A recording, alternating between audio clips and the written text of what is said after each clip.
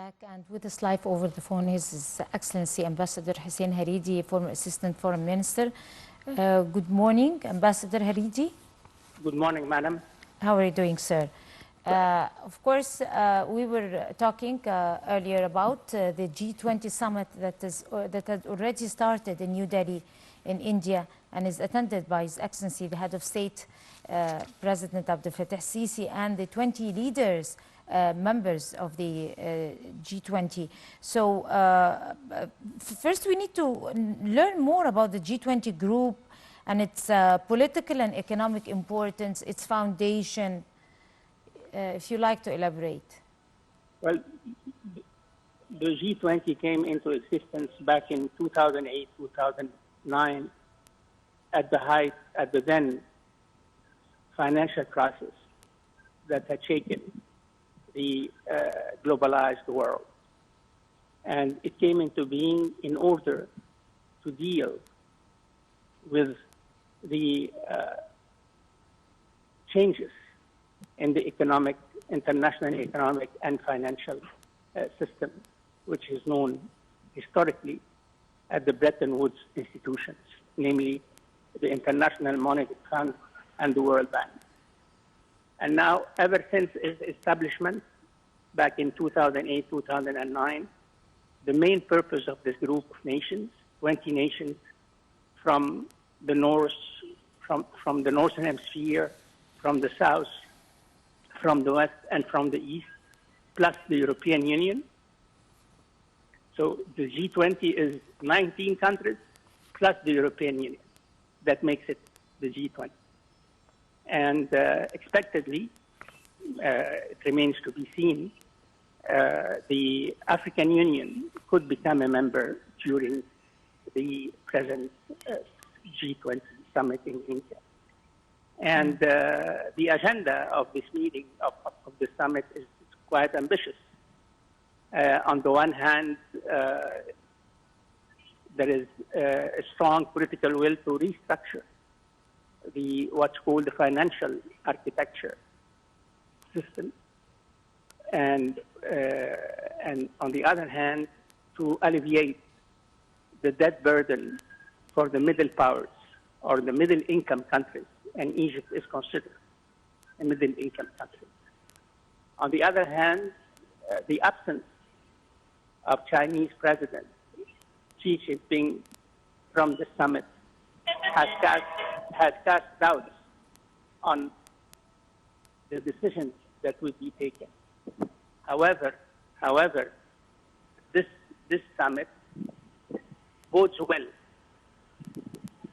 for the future of the international economic and financial system, because the leaders gathered in New Delhi today would be called upon to empower the international system to deal with the very serious challenges, whether economic, financial, or challenges directly related to the consequences of the war raging in Ukraine, plus, of course, which is no less important, empowering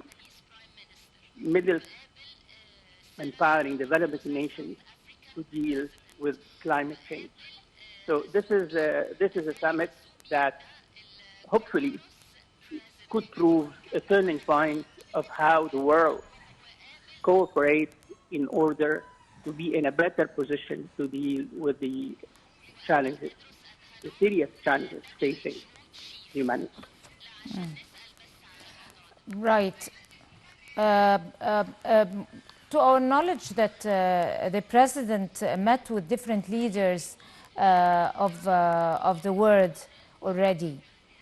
The Japanese Prime Minister Kishida and South African President Ramaphosa, and also the Comoros President Azumi. So if you'd like to shed light over that.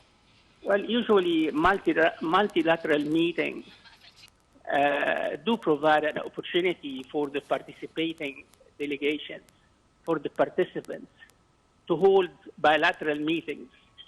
And mainly, these bilateral meetings are geared to coordinate positions vis-à-vis the agenda of the summits or the multilateral meetings.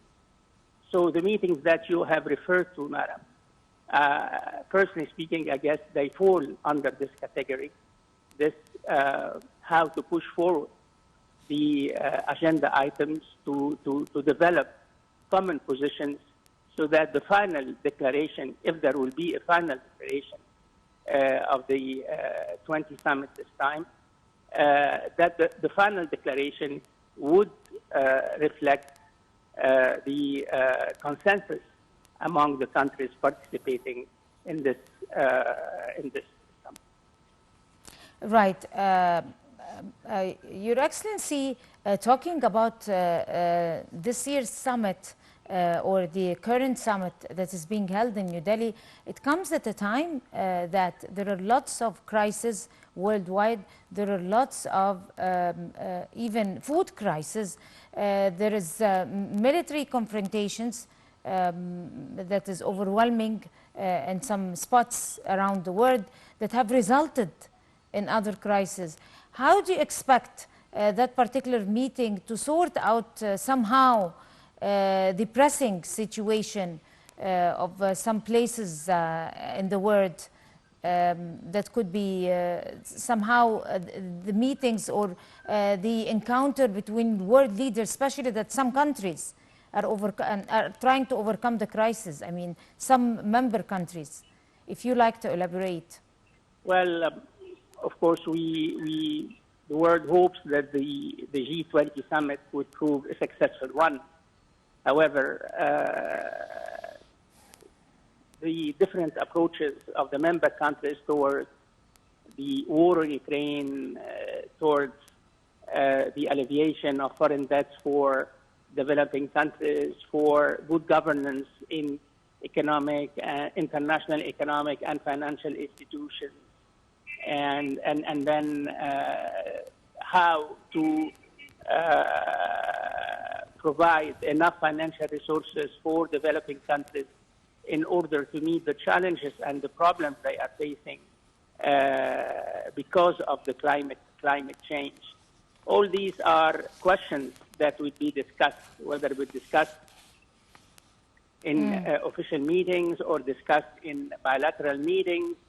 But this time around, there is certain hope that the countries gathered in New Delhi in the context of the G would be able at least to provide, to promote new approaches to deal with these challenges. Of course, the war in Ukraine would remain a main bone of contention between the United States and its allies within the group on the one hand, and other countries, particularly China, Russia, and those member countries in the G20 who haven't taken taken sides in this war pitting the West against the East.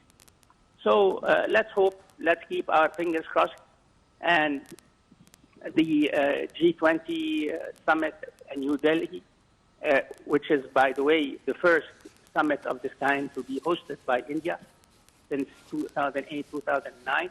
Let's hope, let's keep our fingers crossed that it would at least be a good step in the right direction. Right. This year's summit, Your Excellency, is tackling granting, of course, as you earlier said, that the African Union will be granted a permanent membership in the group. So how do you see the impact of that on the African continent, and particularly on some crises that are taking part already inside some African countries? Well, in case the member countries in the G20 would agree to accept the African Union as a newest member, that would be, of course, a diplomatic success for the Indian presidency of the G20, first, and second, it would be a recognition on the part of the international system that Africa should have a seat in decision making globally concerning economic, financial, and climate change issues. So that would be great step for the African countries, and I'm sure that if the step is taken, African countries would make the most out of it. Also, the climate change and climate causes have featured the agenda of many summits that we keep monitoring worldwide. And of course, the G20 summit also is going to tackle climate change causes. So how do you see the keenness of the member states of the group to address this global problem, which is now threatening the whole world, not a specific country? And it is relative. I mean, whatever happens here is impacting another side in the world. So what could be expected from the summit on the climate change causes? Well, as far as climate change is concerned, there are goals and objectives to reduce carbon emissions that have been approved in various COP summits, and the latest, of course, was the COP COP27 in Egypt last year, and the world is gearing up for COP28 in the United Arab Emirates. Now the problem is not on the objectives. Now the main challenge is to provide enough financial resources for investment in renewable energy and to help African countries and developing countries to meet the internationally agreed objectives concerning reduction of the carbon emissions. So this is that. But we understand that maybe this time around that would be at least pledges or promises to provide more financial resources for developing countries to enable them to deal with the change to the green economy and to face the consequences of the climate change on the poorest countries among the developing countries. Right. Speaking about the strong bond that ties the two nations, India and Egypt, and President Abdel Fattah Sisi been invited by Prime Minister Narendra Modi, and Egypt is a guest of honor at this G20 summit, the current one. Of course, there is going to be some impact by the attendance of Egypt to this summit. What could be the outcome on Egypt's part and on the Indian part at the same time? Well, as I said earlier, Madam, these multilateral meetings are mainly concerned about multilateral issues and problems facing the world. And on the margin, on the sidelines, bilateral meetings take place, and they take place either to coordinate positions on the agenda of the summit meetings or to discuss bilateral issues. But mainly, the main concern, the main interest is to make sure that the summit would be a successful one. Having said that, it has been customary in G20 summits that the president of the summit, the country presiding the summit, usually invites some leaders. Not necessarily that countries are members in the group. They have the privilege of inviting some leaders to attend the summit as invited guests. So this is the case with Egypt, and I have to mention that India has invited other leaders as guests to attend this summit meeting, Madam. Right. Earlier, when Prime Minister Narendra Modi visited Egypt in January, there were talks about economic partnerships and energy partnerships between the two nations and cultural partnerships. So if you'd like to elaborate on that in light of earlier visit. Yes, I'm sure that bilateral relations between India and Egypt are witnessing great leaps forward but I don't have enough information, precise information on the fields of that of cooperation between the two countries. What I know is that, of course, as far as questions of food security is concerned, it seems that there is an agreement between Egypt and India to import wheat from India. And this was a major concession on the part of India to Egypt because, as I understand, the Indian government is not exporting wheat, at least for the moment. So I guess relations between the two countries are very well. Thank you, Madam. I have to leave it at that, please. Thank you very much, Your Excellency. Ambassador Hussein Haridi, former Assistant Foreign Minister, talking to us over G20 summit that is being held in New Delhi, India. And we're going to go to a short break and we'll come to continue the breakfast show, so stay with us.